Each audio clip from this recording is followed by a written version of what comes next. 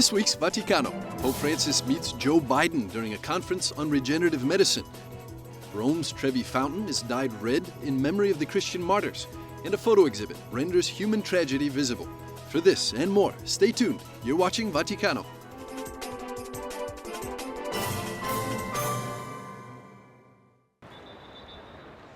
From April the 29th to May the 1st, thousands of representatives of the armed forces and police from all over the world came to Rome on pilgrimage on the occasion of the Jubilee of the military and police.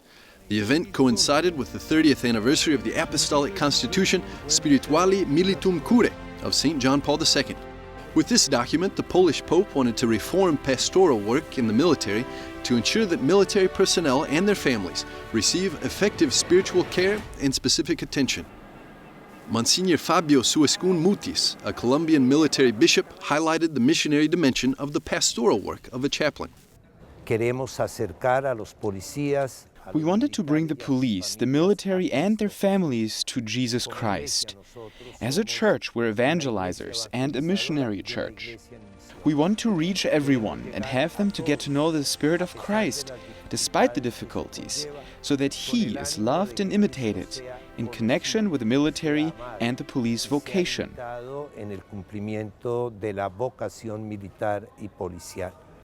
For his part, Archbishop Santo Marciano, the military ordinary in Italy, praised the mission of the armed forces around the world, which are a concrete sign of mercy in this holy year. La presenza dei militari in Italia. The presence of the military in Italy and in the rest of the world has great value, as the work of the military is ministerial, as the Second Vatican Council called it. They are in the service of peace and security, in the service of freedom, and for this mission they are ready to give their lives, if necessary, risk their lives, and I think that is mercy. Currently, the military in our own cultural context in Europe and in Italy can be an example of fraternity, an example of true friendship, of solidarity with the most vulnerable, the oppressed, with the persecuted. It can give a clear example of altruism, and they do it in a concrete fashion. E lo fanno concretamente. The figure of the chaplain in the armed forces is central to its members, that they not lose sight of their mission, peace. Creo yo que si este trabajo no se estuviera haciendo, if this work did not exist, involuntary and unintentional errors would be greater in quantity and quality.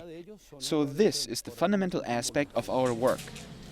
In this way, it is achieved that the troops of any army in the world, I think, can do more things always in that spirit, and not because their work is spiritual, having to go into combat, but when you enter combat, there is violence. But in this case, it is without hatred.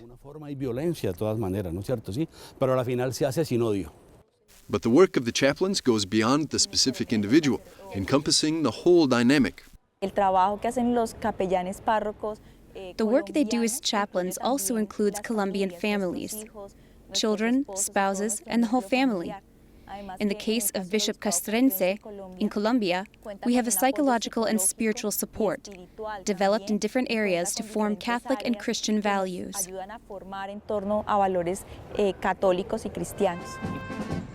On Saturday, April the 30th, the most anticipated moment of the pilgrimage arrived. 20,000 representatives of the armed forces around the world met with Pope Francis during the Jubilee in St. Peter's Square. There, the Holy Father stressed the importance of their mission today in a society where thousands of people despair, indifference remains, and walls continue to be built. The forces of order, military and police, have as their mission to guarantee a safe environment so that every citizen can live in peace and serenity, be instruments of reconciliation, builders of bridges and sowers of peace in your families and in the various realms in which you work. In fact, not only are you called to prevent, manage, and put an end to conflicts, but also to contribute to the construction of an order founded on truth, on justice, on love, and on freedom. The affirmation of peace is not an easy enterprise, especially due to war, which hardens hearts and increases violence and hatred. I exhort you not to get discouraged. Continue on your path of faith and open your hearts to our merciful God the Father, who never tires of forgiving us. In face of the challenges of every day, make Christian hope shine. That hope which is the certainty of the victory of love over hatred and of peace over war. Della vittoria dell'amore sull'odio, della pace sulla guerra. With this Jubilee dedicated to the military and the police, the world has been able to rediscover this reality in which men of peace serve the people, fighting for freedom, dignity, and human life.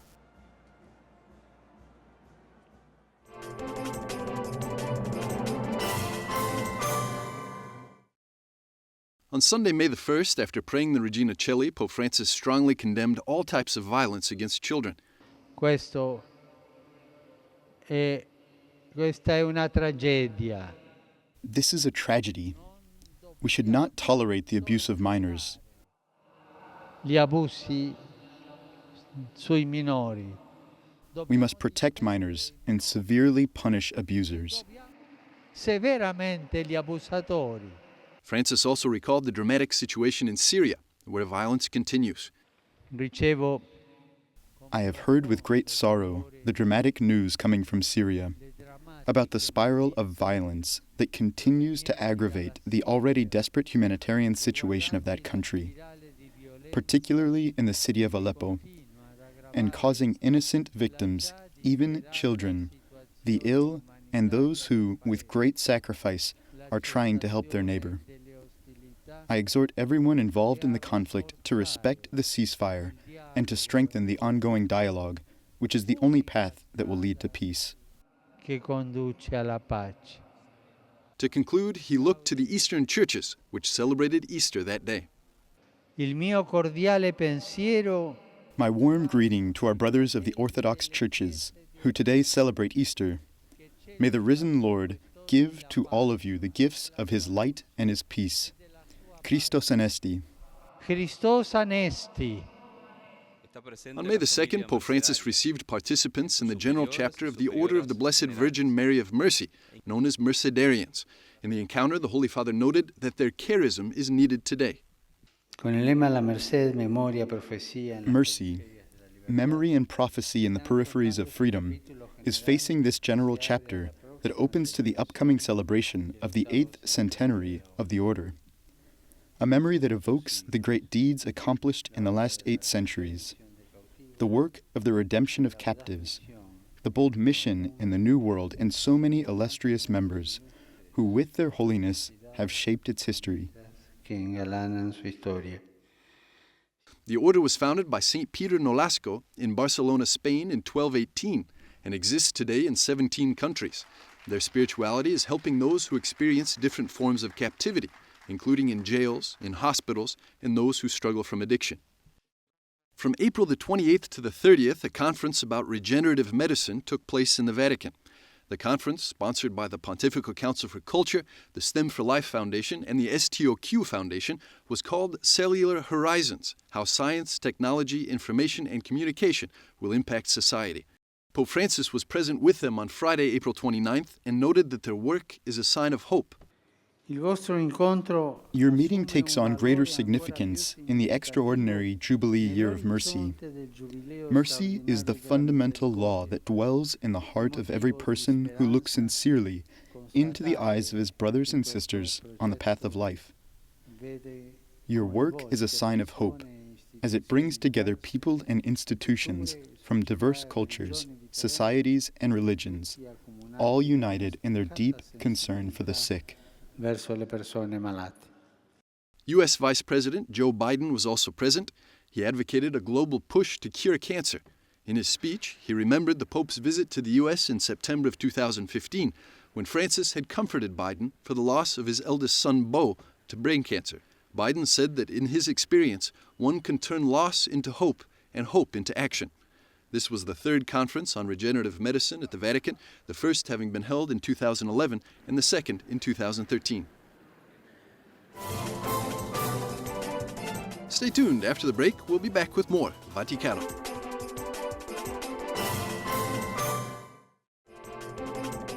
Welcome back. You're watching Vaticano. During his general audience, Pope Francis emphasized that if we follow Christ, we have to have no fear about him seeking the lost sheep. delante de los fariseos que se escandalizaban. Before the Pharisees were offended in their relationship with the sinners, Jesus proposed this paradox. Who of you, if you lose a sheep, would be able to leave the 99 in the desert to go look?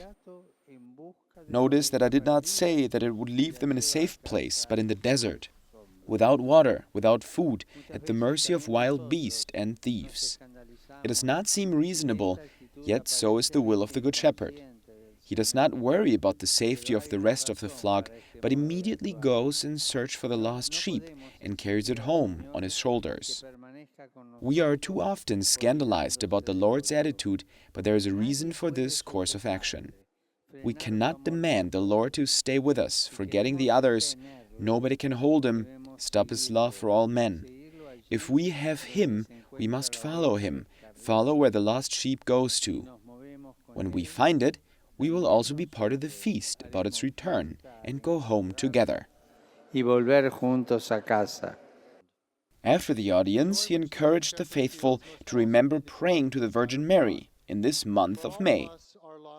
Un saluto particolare porgo ai giovani, agli My greeting goes out to the youth, the sick, and the newlyweds. The month of May is dedicated to the Madonna. Dear young people, cultivate your devotion to the Mother of God with a daily prayer of the Rosary. Dear sick people, feel the closeness of Mary of Nazareth, especially in your time of the cross. And you, newlyweds, pray that in your house there should never lack love and common respect. l'amore e il rispetto reciproco.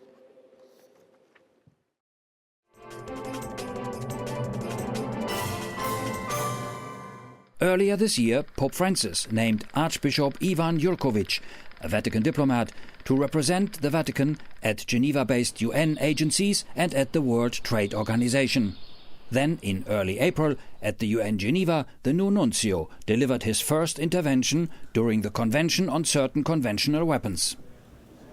The mission of the Holy See would like to briefly present a working paper in which we put forward a few arguments in favor of a collective action which seeks to prohibit the development and use of lethal autonomous weapon systems. Born in 1952 in Kocelje, a small Slovenian town known for its forest honey, he was ordained to the priesthood in 1977 and earned a degree in canon law. On April 21st, Archbishop Ivan Jurkovic presented his credentials as newly appointed nuncio to the UN Geneva to the Director General of the UN Geneva, Michael Möller. So I just finished the presentation of credentials. It was a very warm meeting. Secretary General referred to my predecessor. First of all, he was very impressed by the work done by the mission of the Holy See in Geneva for the last period.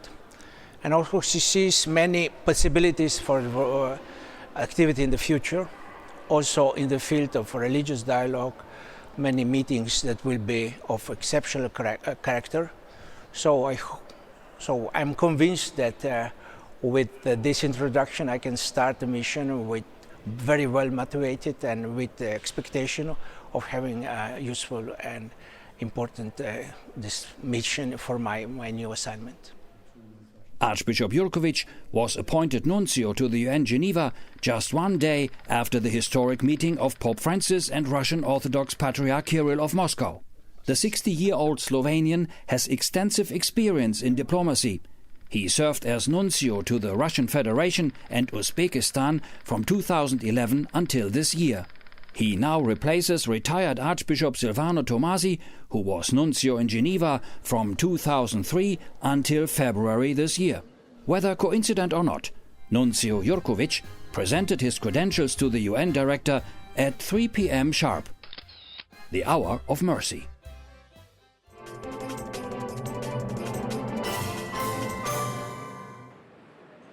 In April, the photo exhibit entitled The Devil Within Us began its international tour. The first showing was here in Rome. For 15 days, the Pontifical University of the Holy Cross hosted this collection of 53 photographs depicting some of the travesties that have been committed by mankind in the last 25 years. Czech photographer Jan Šibik took these photos. Despite difficulties that he encountered during his travels, Šibek confesses that he always pushed forward in order to finish the project. For me, it was not easy to take these pictures. I wanted to do it because I wanted to build my own opinion about it, not an opinion that I received only from articles or television. I wanted to see it with my own eyes and to build my own personal opinion about it. And of course, it is very depressing. There are situations when I'm shaking because my emotions are so strong. But if I have to bring this message, I have to overcome my personal discomfort, this personal depression, to bring the testimony to the public. Each frame tells a personal story of deprivation and misery, both material and spiritual. Dramas and human tragedies ranging from the violent war in the Balkans to the desolation caused by the earthquake in Haiti, not to forget the immigration crisis that faces humanity today. The exhibit was sponsored by the Embassy of the Czech Republic to the Holy See and the Sovereign Order of Malta. Among the attendees was the Grand Chancellor of the Knights of Malta. For him, these photographs show the communicative power of the image itself, which should serve to promote humanity. I think pictures speak very strong language. If you remember what the image of the dead boy by the beach has caused, then you can see that the effect of images cannot be underestimated. These images show really the effect of evil. They show how slim the surface of civilization is and how fast we can fall back into brutality and gruesomeness. And these pictures have the characteristic to show the situation before help had arrived. So truly the naked suffering caused by evil. The Order of Malta is present on 6 continents and specializes in helping victims of armed conflicts and natural disasters. The Order, more specifically, provides health care, distributes medicine and life essentials while saving refugees. We try to help refugees in the countries where they come from, on their way, and in the countries where they arrive. So if you look at the Syrian crisis, we have operations in Iraq, Turkey and Lebanon mainly, and whenever possible we go into Syria with mobile clinics. We have our medical personnel from the Italian Volunteer Corps of the Order on the ships of the Italian Marine and Coast Guards, and they rescue every day people in the Mediterranean. After Rome, the exhibit will travel to Milan, Brussels and finally Istanbul, where in late May the World Humanitarian Summit will convene at the United Nations.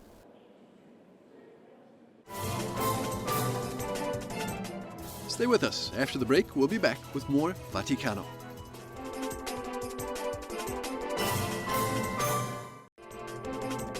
Thanks for watching. This is Vaticano. Ana Amado Garcia is 12 years old. She experienced an unforgettable moment with her family a few months ago. She visited Benedict XVI to thank him for a very special reason. It all started when Ana, only 14 months old at the time, was diagnosed with cancer. The treatment showed no signs of success.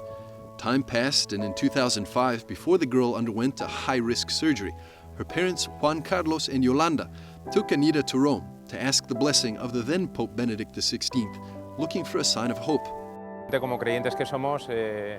As believers, we are, let's say, that he is our spiritual leader, the representative of God among us, and the voice that perhaps we need to see through the darkness presented to us with the disease of Ana.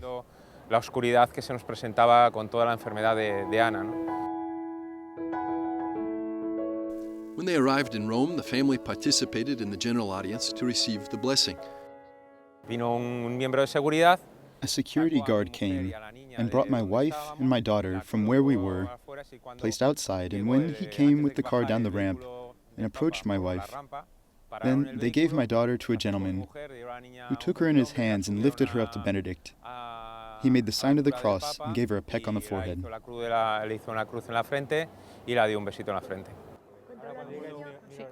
1 month after the blessing, she underwent surgery in a hospital in Madrid.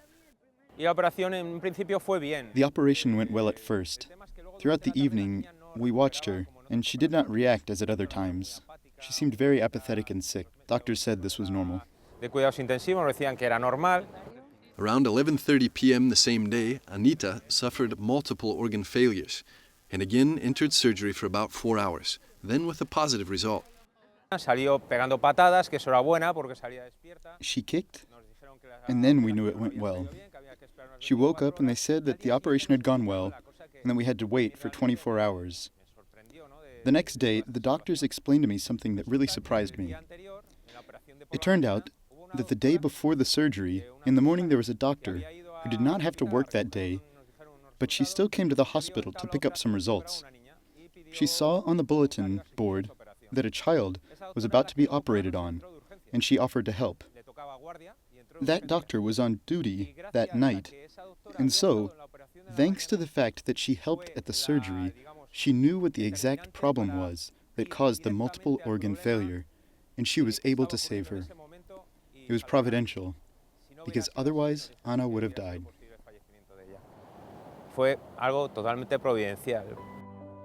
The years passed and the Amato family looked for ways to move to live in Rome and be close to Benedict XVI as a gesture of gratitude. This wish was fulfilled thanks to a job opportunity for Juan Carlos. But that wasn't all. The best for this family was yet to come. 3 years after the resignation of Benedict XVI, Anita was able to greet the retired Pope in person. Yo cuando llegué allí a verle, le vi y... This was the second time that I've seen him. When I arrived, Benedict looked small and white, so he seemed like an angel. Only the wings were missing. When I saw him, I really don't remember if I could touch him. But I saw his green eyes, and I had to be careful, since he seemed very weak and tired. I kissed him, and then I leaned on him. He stretched out his hand, but it was shaking. Since they told me not to touch him, I was unsure and didn't know what to say. I don't know. I can't explain it. You could say, protected. At home, we have a photo, and you can see me when I was with the Pope as a baby. My parents told me that this was Benedict. When I came to Rome, I always said, "We will see the Pope, right?" They told me yes, and that I had already met him when I was little. I remember him at the window with a type of red tapestry. He was there with a book and a microphone. You could also look at him on the screens, where he was much easier to see.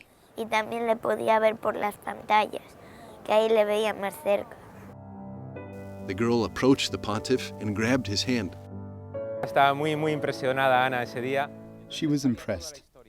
I tried to explain everything, but almost he didn't let me say anything because he knew the whole story. He was very humble, especially when I thanked him for his prayers for our daughter. No, I was one among many. And he stepped to the background. He said it with great humility, and there was indescribable sweetness in his eyes. Realmente es algo indescriptible, ¿no? Explicar un momento así. With this meeting, the Amado Garcia family crowned their dream in the Eternal City, and now they're ready to face what the future holds for them.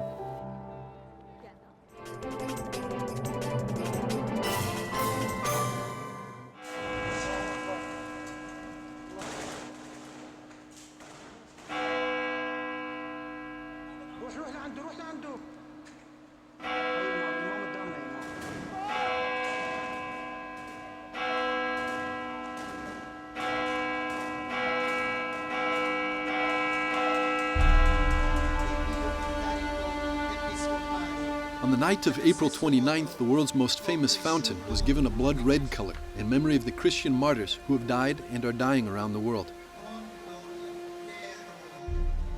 Thanks to an incredible play of light, the water of Rome's Trevi fountain simulated the blood of the 200 million persecuted Christians since the beginning of the 21st century and denounced the complicit silence that the rich and powerful world has in the face of the genocide. The initiative was organized by the pontifical foundation called Aid to the Church in Need. The images of ruined churches and desecrated icons were projected on the fountain.